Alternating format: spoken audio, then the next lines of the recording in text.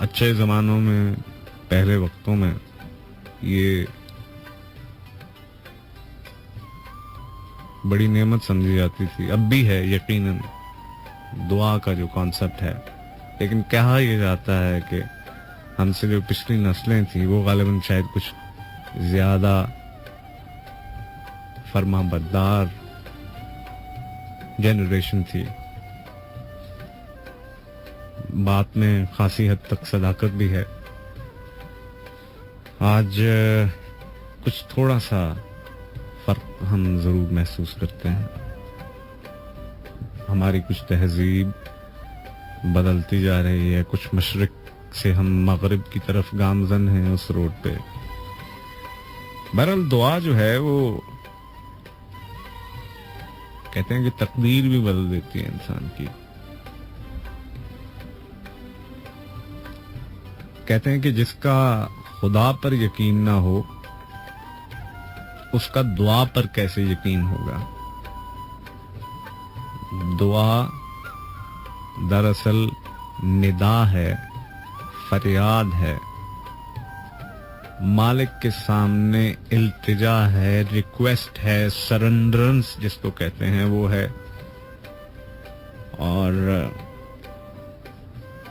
اپنی اس محدود زندگی کی کسی الجھن سے نکلنے کی التجا، یعنی کہ if you are in trouble، کسی مشکل میں ہے، کچھ ایسا کام ہے جو کہ آپ کی کوشش سے نہیں ہو رہا، پھر دعا کا سہارا لینا پڑتا ہے.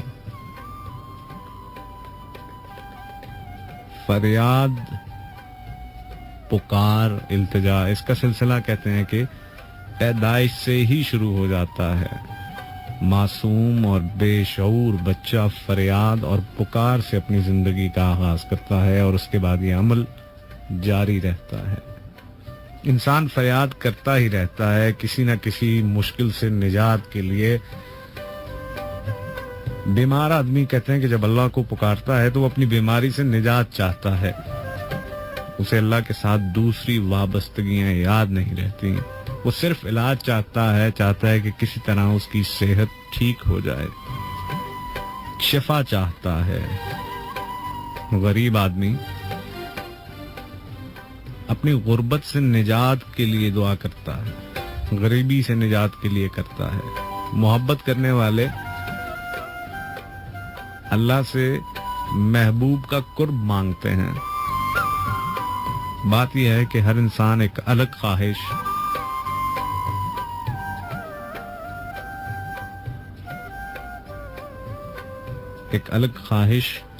اور ایک الگ مدعے کے ساتھ اللہ کو پکارتا ہے. بچہ اگر بیمار ہو جائے تو ماں کو آداب دعا خود بخود آ جاتے ہیں. جہاز اگر خطرے میں ہو تو مسافروں کو دعا سکھانے کی ضرورت نہیں پڑتی. دعا ان کے دل سے نکلتی ہے بلکہ ان کی آنکھ سے آنسو بن کر ٹپکتی ہے. دعا کی سب سے بڑی خوبی یہ ہے کہ جہاں دعا مانگنے والا ہے وہیں دعا منظور کرنے والا بھی موجود ہے. اگر آپ بآواز بلند دعا مانگیں تو وہ دور سے سنتا ہے، اگر آپ دل میں دعا مانگیں تو وہ وہیں موجود ہوتا ہے. کہتے ہیں کہ دعا کا انداز تقرب کے اظہار کا اعلان ہے، اور دعا الفاظ کی محتاج بھی ہے اور الفاظ سے بے نیاز بھی ہے. کہتے ہیں کہ دعا منظور کرنے والا، دعا منظور فرمانے والا خود ہی انداز عطا فرماتا ہے. ہاتھ اٹھانا بھی دعا ہے اور التجا والی نگاہ کا اٹھنا بھی دعا ہے. ہم اللہ سے وہ چیز مانگتے ہیں جسے ہم خود حاصل نہ کر سکیں. ابھی میں نے پہلے ہی آپ سے یہ بات کی کہ جو چیز ہماری بساط سے باہر ہو، ہماری کوشش سے باہر ہو، ہماری طاقت سے باہر ہو، جسے ہم خود حاصل نہ کر سکیں لیکن جس کا حاصل کرنا ممکن ہو. مثلا ہم یہ نہیں کہتے کہ اللہ ہمیں پرندوں جیسے پر عطا کر، کیونکہ یہ ممکن نہیں ہے. ہاں البتہ یہ کہہ سکتے ہیں کہ اللہ ہمیں عشق کے پر لگا کر اڑا، کیونکہ یہ ممکن ہے. اور یہ جو دعا پر اعتماد ہے، یعنی کہ ٹرسٹ ہے دعا پر، یہ کہتے ہیں کہ آپ کے ایمان کا اعلیٰ درجہ ہے، آپ کے it's part of your faith. And یہ نصیب کی بات ہے کہ انسان دعا کا سہارا ہاتھ سے نہ جانے دے.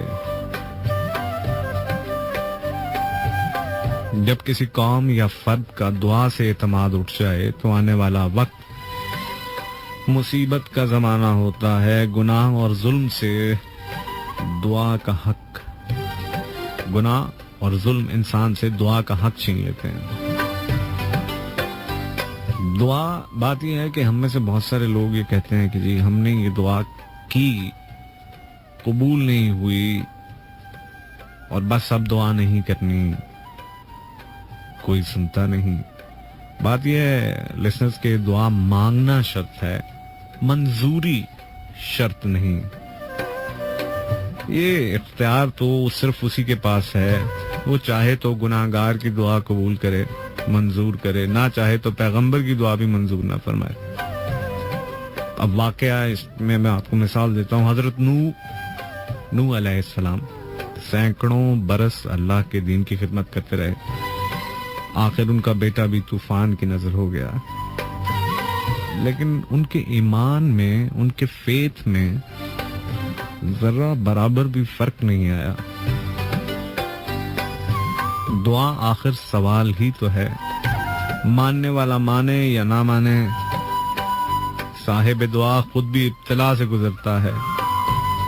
بات یہ ہے کہ یہ زندگی ہے، اس میں غم ضرور آئے گا، تکلیف ضرور آئے گی، ڈیفیکلٹ ٹائم ضرور آئیں گے، بیماری ضرور آئے گی، اور پھر one day we have to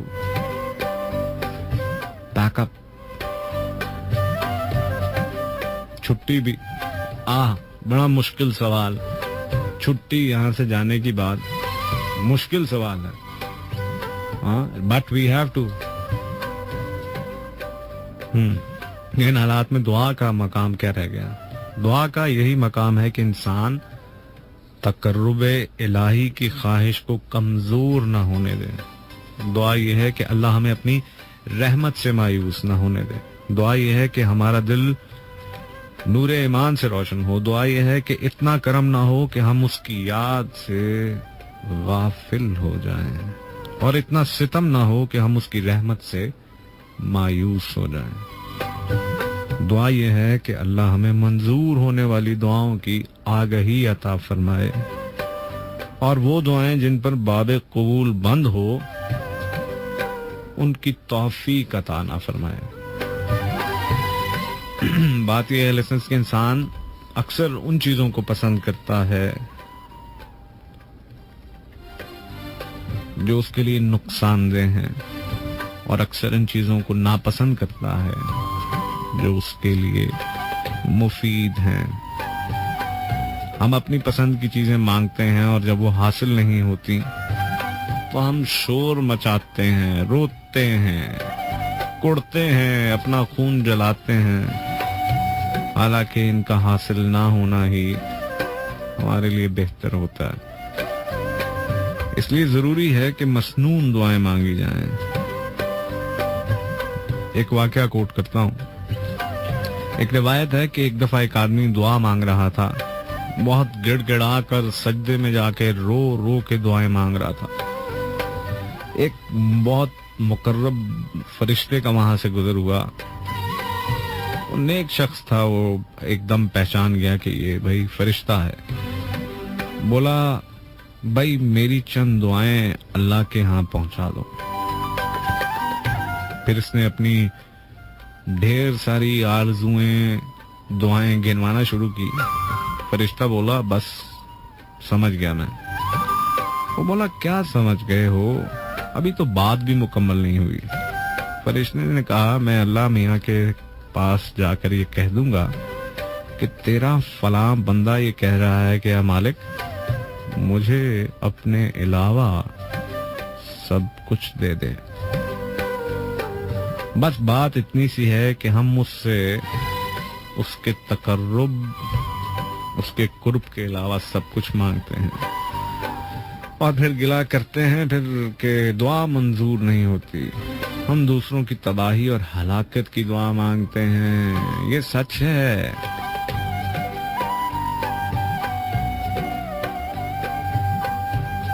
तो फिर आप बताएं कि दुआ कैसे कबूल हो।